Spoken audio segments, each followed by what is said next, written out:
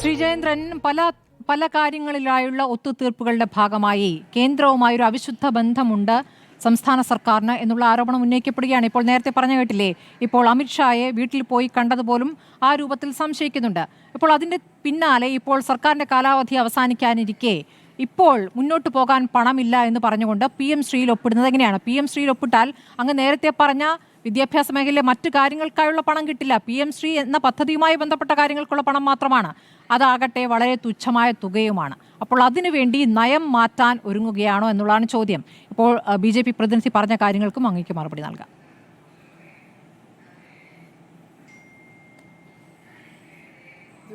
ഇതിന്റെ താങ്കളിപ്പോൾ സ്മൃതി ഇപ്പൊ ചോദിച്ച ചോദ്യവും നമ്മളെ ഈ ചർച്ച ചെയ്യുന്ന വിഷയത്തിന്റെ ന്യൂക്ലിയസുമായിട്ട് വാസ്തവത്തിൽ അടിസ്ഥാനപരമായി രണ്ടും വ്യത്യസ്ത ധ്രുവങ്ങളിലാണ് നിൽക്കുന്നത്. ബന്ധമില്ല എന്ന് ഞാൻ പറയില്ല, ബന്ധമുണ്ട്, പക്ഷെ വ്യത്യസ്ത ധ്രുവങ്ങളിലാണ്. കാരണം ഞാൻ ആദ്യമേ പറഞ്ഞല്ലോ, തുടക്കത്തിലേ ഞാൻ പറഞ്ഞു 2018 വരെ ഉണ്ടായിരുന്ന 3 തരം പദ്ധതികൾ ഒന്നിച്ചു ചേർത്ത് SSA പിന്നെ അതുണ്ട്, പിന്നെ ഈ അത് സർവശിക്ഷാ അഭിയാനാണല്ലോ, അറിയുമല്ലോ, രാഷ്ട്രീയ മാധ്യമിക് ശിക്ഷാ അഭിയാൻ RMSA, പിന്നെ ഡയറ്റ് എന്ന് പറയുന്നത് ടീച്ചർ എഡ്യൂക്കേഷൻ. ഇത് 3ഉം കൂടെ ഒന്നിച്ചു ചേർത്തിട്ടാണല്ലോ ഇത് വരുന്നത്. അപ്പൊ ഇവിടെ പ്രശ്നം, കേരളം ഇപ്പൊ ഫേസ് ചെയ്യുന്ന പ്രധാനപ്പെട്ട പ്രശ്നം എന്ന് പറഞ്ഞാൽ 1466 കോടി എന്ന് പറയുന്നത് ഈ PM ശ്രീയിൽ കിട്ടാനുള്ള പണത്തിന്റെ പ്രശ്നമേ അല്ല ഇവിടെ ചർച്ച ചെയ്യുന്നത്. ഇവിടെ പറയുന്നു അതല്ല, ഇത്രയും നേരം ഞാൻ പറഞ്ഞു പോകുന്നതും അതല്ല. ഇത് ഈ പറയുന്ന പദ്ധതികളിൽ കേരളം ഇതിനകം ചെലവഴിച്ചിട്ടുള്ളതാണ്. ആ ചെലവഴിച്ചിട്ടുള്ള തുക എങ്ങനെയാണ് തിരിച്ചു തരുന്നത്? അതിന് വെറുതെ അങ്ങ് തിരിച്ചു തരികയല്ല സ്മൃതി, അതിന് വ്യക്തമായ ഒരു പിന്നെ ഈ പ്രോജക്ട് അപ്രൂവൽ ബോർഡ് എന്ന് പറയുന്ന ബോർഡ് തന്നെയുണ്ട്. ഈ പ്രോജക്ട് അപ്രൂവൽ ബോർഡാണ് ഈ പദ്ധതിയെ സംബന്ധിച്ച് സ്ക്രൂട്ടനൈസിങ് നടത്തിയിട്ട് അതിന്റെ അപ്രൂവൽ കൊടുക്കേണ്ടത്. അതങ്ങനെ കിട്ടും എന്ന് തന്നെയാണ് പ്രതീക്ഷിച്ചത്. അതിന്റെ കണക്ക് ഞാൻ പറഞ്ഞല്ലോ, ഞാനത് പറയാം, സമയമുണ്ടെങ്കിൽ ഞാൻ പറഞ്ഞില്ല. ആ കണക്ക് പറയുകയാണ്, ഇനി അത് പറയാം. അത് പറയാതെ പോകുന്നത് ശരിയല്ലല്ലോ. ഇത് 60-40 ആണ് അതിന്റെ പാറ്റേൺ എന്നുള്ള അറിയാം, എല്ലാവർക്കും അറിയുമല്ലോ. ഇത് 2022-23 പ്രപ്പോസ്ഡ് സെൻട്രൽ ഷെയർ പിന്നെ 348.47 കോടി രൂപയായിരുന്നു. 10 പൈസ അലോക്കേഷൻ ഇല്ല. 2023-24 പ്രപ്പോസ്ഡ് സെൻട്രൽ ഷെയർ 328.83 ആണ്. ആക്ച്വലി റിലീസ് ചെയ്തത് 141.66 കോടി രൂപയാണ്, പക്ഷെ നമുക്ക് തന്നില്ല. 2024-25 അപ്രൂവ് ചെയ്തത് 855.90 കോടി രൂപ. അവിടുന്ന് പ്രപ്പോസ് സെൻട്രൽ ഷെയറായിട്ട് തന്നില്ലെങ്കിലും അനുവദിച്ചത് 420.91 കോടി രൂപ. 2025-26 നടപ്പ് സാമ്പത്തിക വർഷം 741.58 കോടി രൂപ അപ്രൂവ് ചെയ്തു. പ്രപ്പോസ്ഡ് സെൻട്രൽ ഷെയറായിട്ട് പിന്നെ കണക്കാക്കിയിരിക്കുന്നത് 440.35 കോടി രൂപ. ഇതാണ് ഇതിന്റെ ആകെത്തുകയിൽ ഇപ്പൊ നിൽക്കുന്നത്. അപ്പൊ ഈ ബോർഡുണ്ടല്ലോ, ഈ ബോർഡാണ് അലോക്കേറ്റ് ചെയ്യേണ്ടത്. അത് കിട്ടും എന്നാണ് കേരളം കരുതുന്നത്. അതുകൊണ്ടാണ് ചെലവഴിച്ചത്.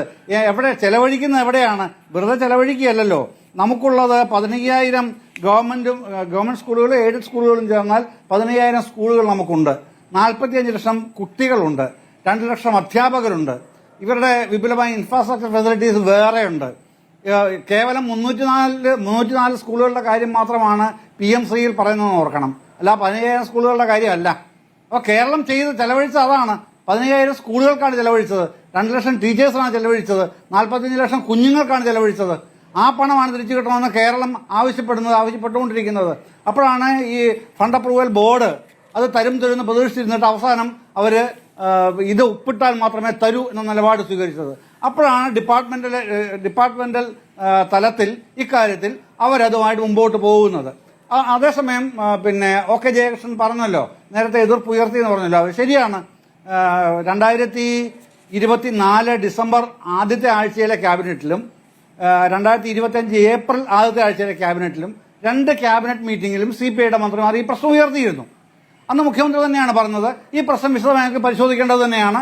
ആ നയപരമായ നിങ്ങളുടെ വിയോജിപ്പുകൾ പിന്നെ ഗവൺമെന്റ് ഉൾക്കൊള്ളുന്നു, ക്യാബിനറ്റ് ഉൾക്കൊള്ളുന്നു, അത് നമുക്ക് പരിശോധിക്കാം എന്ന് പറഞ്ഞ് മാറ്റിവെക്കുകയാണ് ചെയ്തത്. അതാണ് വസ്തുത അതിൻ്റെ അകത്തുള്ളത്. ബാക്കി ഇനി പരിശോധിക്കേണ്ട കാര്യങ്ങളൊന്നും പരിശോധിക്കുക തന്നെ ചെയ്യുമെന്നേ. CPI ഘടകകക്ഷിയാണല്ലോ, രണ്ടാമത്തെ പ്രബല പാർട്ടിയാണല്ലോ. പക്ഷേ അഡ്വക്കേറ്റ് ഷിബു മീരാൻ എന്താണ് ഇവിടെ ഗർജിച്ചുകൊണ്ടിരിക്കുന്നത്? നിങ്ങൾക്ക് നാണമാവുന്നില്ലേ മിസ്റ്റർ ഇതൊക്കെ പറയാനായിട്ട്?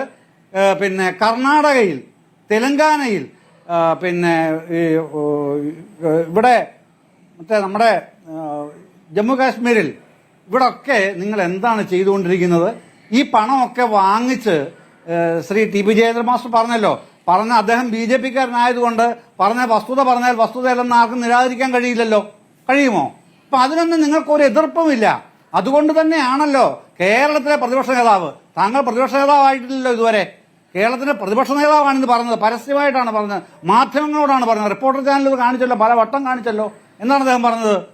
കാവ്യവൽക്കരണം ഒഴിവാക്കിക്കൊണ്ട് ഈ പണം വാങ്ങിക്കുന്നതിൽ ഒരു തെറ്റുമില്ല, സംസ്ഥാനത്തിന് അവകാശപ്പെട്ട പണമാണത് എന്ന് പറഞ്ഞതിനെ പോലും പരിപൂർണമായിട്ടും ബ്ലാക്ക് ഔട്ട് ചെയ്തുകൊണ്ടാണ് താങ്കൾ ഇവിടെ നിന്ന് വർത്തമാനം പറയുന്നത്.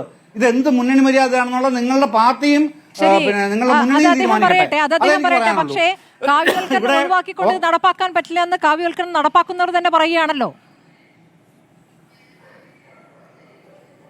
അല്ല, അങ്ങനെയല്ല. ഞാനതാണ് പറഞ്ഞത്. ഞാൻ അധികം സമയം വേണ്ട, 2 മിനിറ്റൂടെ മതി. ഞാൻ പറഞ്ഞല്ലോ, ആദ്യമേ പറഞ്ഞല്ലോ, ഇത് ഒരു പോളിസി ഫ്രെയിംവർക്കാണ്.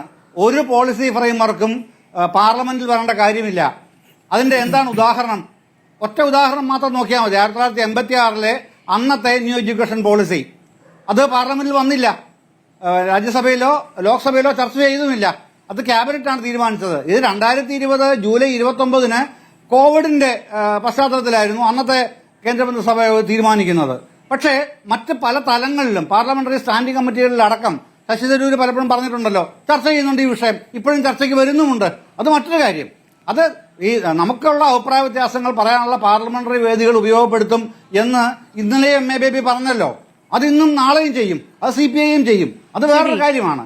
പക്ഷേ ഇത് പാർലമെന്റിൽ വന്നില്ല എന്നുള്ളത് കൊണ്ട് അല്ല. മറ്റൊരു കാര്യം, ഇത് പോളിസി ഫ്രെയിംവർക്ക് പറഞ്ഞാൽ പ്രൈമറിലി അതാണല്ലോ സ്മൃതി, അതൊരു നയപരമായ ചട്ടക്കൂട് മാത്രമാണ്, ഒരു ഫ്രെയിംവർക്ക് മാത്രമാണ്.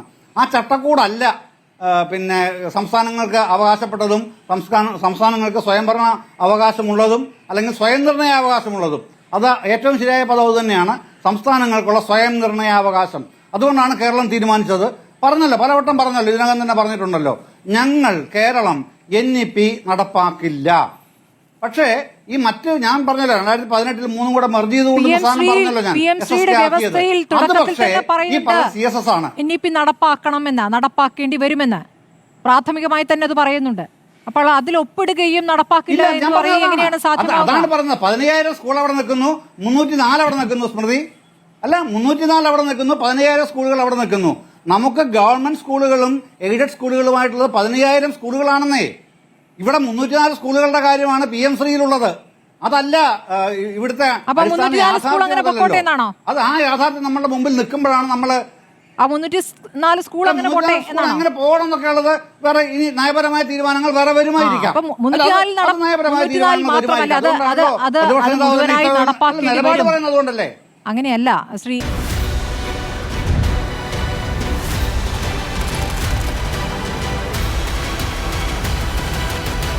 Debate with Smriti Parithikar.